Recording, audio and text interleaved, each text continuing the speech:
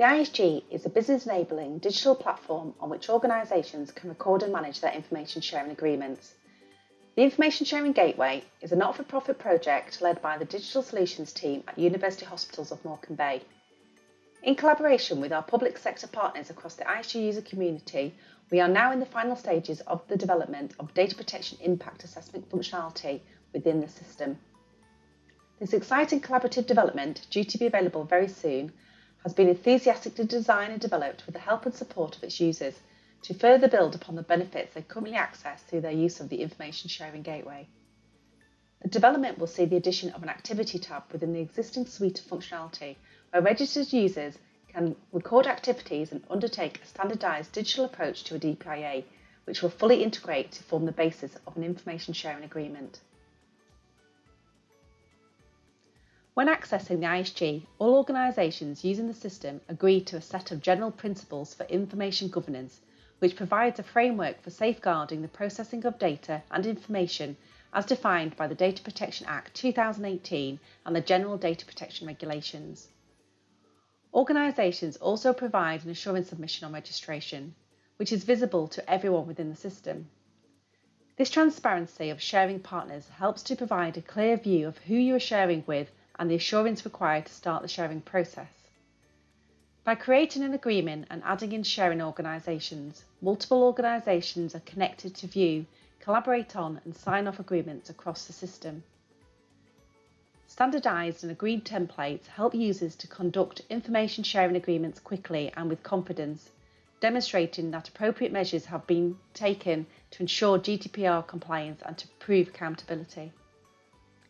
The digital DPO review and sign-off functionality allows agreements to be put in place quickly and efficiently. The new DPIA functionality guides users through their DPIAs, giving the ability to complete screening, record the appropriate level of detail, assign and allocate tasks, generate and manually add risks, review and approve DPIAs accordingly, manage and review DPIAs.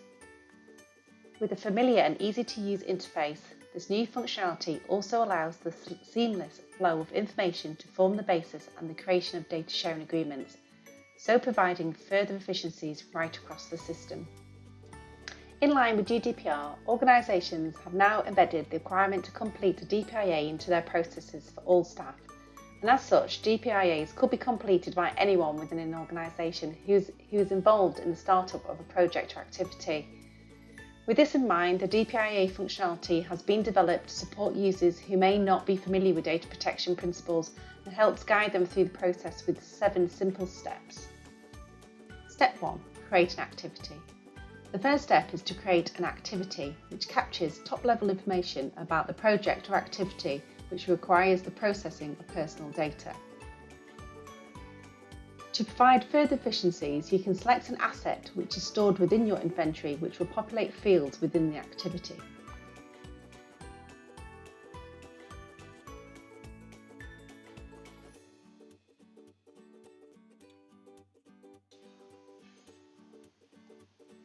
Step 2. Add your DPIA and start screening. Once an activity is saved, you can add multiple DPIAs under each activity. The activity list helps you manage and view the status of DPIAs you and your organisation have created.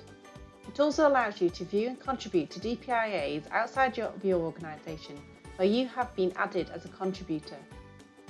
DPIAs can be set for regular review and archived when no longer required. The DPIA list displays actionable and useful information at a glance. When creating a DPIA, the first tab will be the Screening tab, which will help you decide whether a full DPIA is required.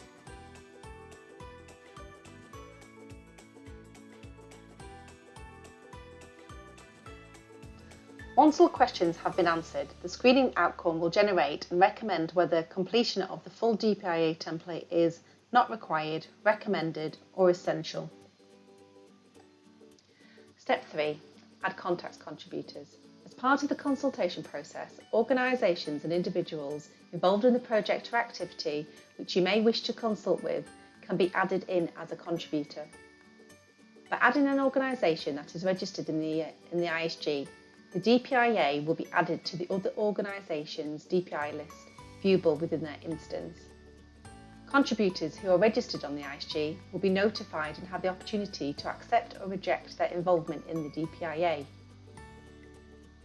Organisations not registered on the ISG can also be manually added to the list. Once a contributor has accepted their involvement, they will be able to access the DPIA, help complete the detail and respond to any task that may be assigned to them. Step 4. Complete the DPIA template. Once screening is submitted, you will be able to access the DPIA tab, which is a full DPIA template. The template has been developed with the help and support of the ISG's DPIA user community, who have provided valuable insight and support into the development. As a team, we have viewed over 40 different DPIA templates and collaborated with over 20 organisations nationally to ensure the template successfully captures the information required to fully describe the use of data within a project. Over the next few months, we will continue to work with our user community and review this template and expand the availability of other templates to ensure the DPIAs deliver for all users across different types of public sector organisations. A template has been designed to ensure it can be easily understood and completed. This can be seen where responses are pulled through from the Activity Inventory tab to cut down on repetition. The template also includes dynamic questions, which are only presented where necessary based on responses. And throughout the template, you will find on-screen guidance and tooltips to aid understanding and completion.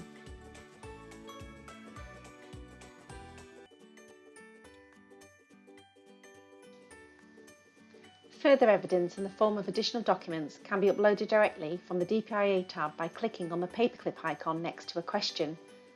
Documents uploaded from the DPIA template will be saved and can be managed from the Additional Documents tab.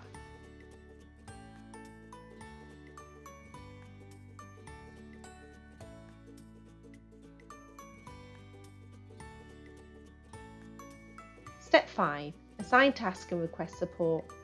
When completing the DPIA, a user can seek IG support or help from other stakeholders by clicking on the flag icon next to any question. By clicking on the flag, the user can assign a task to any contributor added to the DPIA.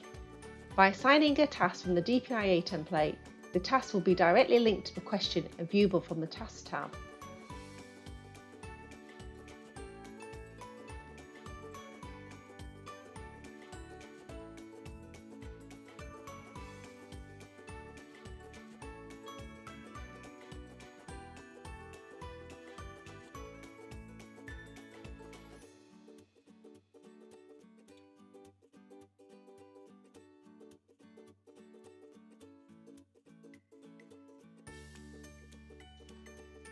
Step 6. Generate and add manual risks.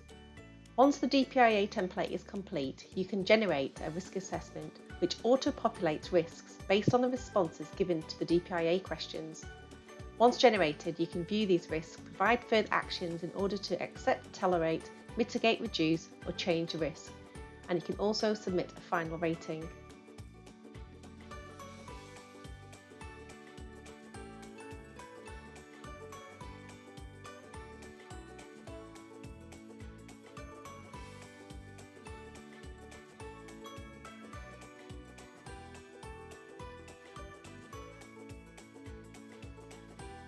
You can also add in manual risk which the system may not have identified. In the next release, which is planned for November 21, we will also be given the option to add risks against questions within the DPIA template so that risks can be identified and added as the template is being completed.